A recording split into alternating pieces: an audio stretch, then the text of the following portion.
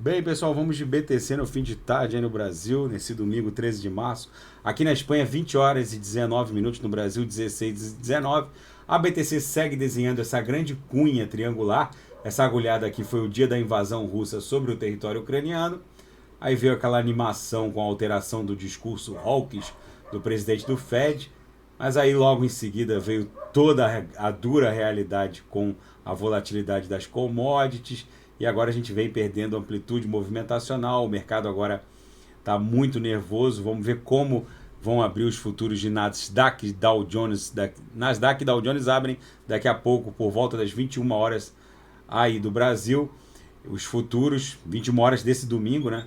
Vamos ver como a BTC vai se comportar. Essa cunha triangular vai redundar numa explosão ascendente ou descendente. Eu acredito que será uma explosão ascendente, justamente porque todos os indicadores aqui no semanal dão conta de que a BTC não tem mais para onde correr. Esse indicador aqui novo que eu estou usando, ele dá conta da atividade na blockchain BTC.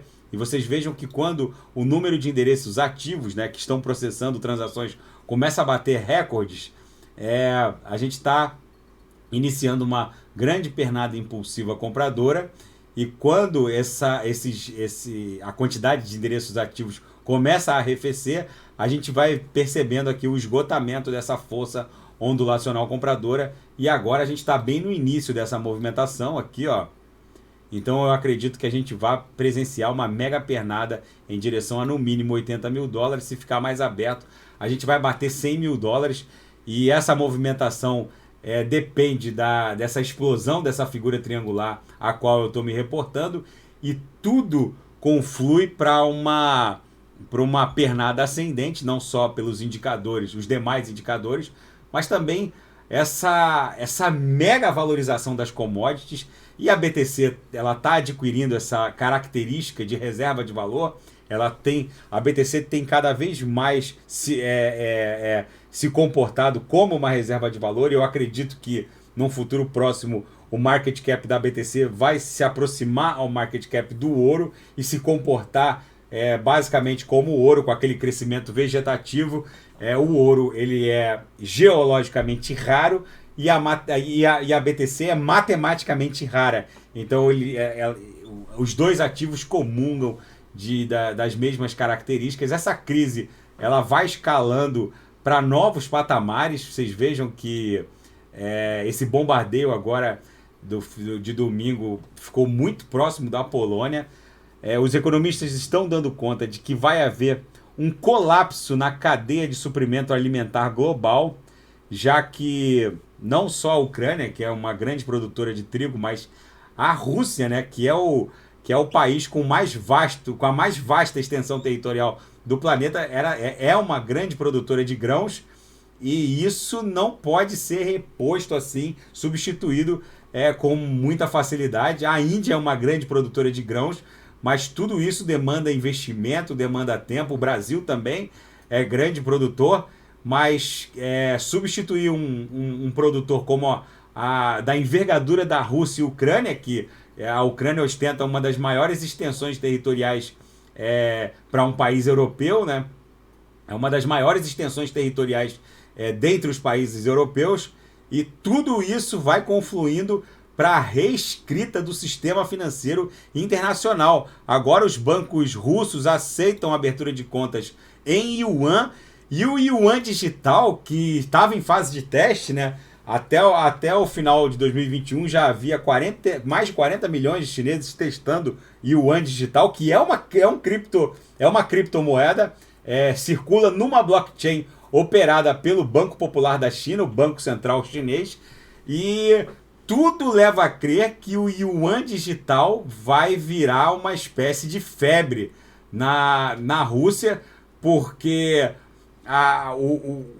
o embargo ocidental contra o rublo vai acabar impondo alguma alternativa para os russos, e muito provavelmente os russos vão se valer do yuan digital, que não encontra nenhum tipo de fronteira ou de restrição bancária, porque circula numa blockchain, e uma blockchain só é passível de controle pelo Banco Popular da China. que obviamente não vai impor nenhuma restrição aos entes russos e aos cidadãos russos de fazerem livre uso do yuan digital pelos súditos da Federação Russa e pelos entes estatais russos também. E é muito provável que esse mega bloco que está cindindo o mundo nessa bipolaridade, o mundo vai ser dividido nesse mega bloco Rússia-China, em contraponto ao Ocidente, União Europeia e Estados Unidos da América. Tudo isso vai ter desdobramentos sérios no futuro do dólar norte-americano, já que eu já reportei aqui no canal inúmeras vezes que o império do dólar era sustentado pelo fato dele ser a contrapartida para a aquisição de commodities energéticas. Vejam o que está acontecendo com todas as commodities energéticas. O preço delas em dólar está disparando, até o urânio literalmente disparou. O que sustentava o valor do dólar é o fato dele ser passível era o fato de ser passível de representar uma contrapartida contra a aquisição de commodities energéticas.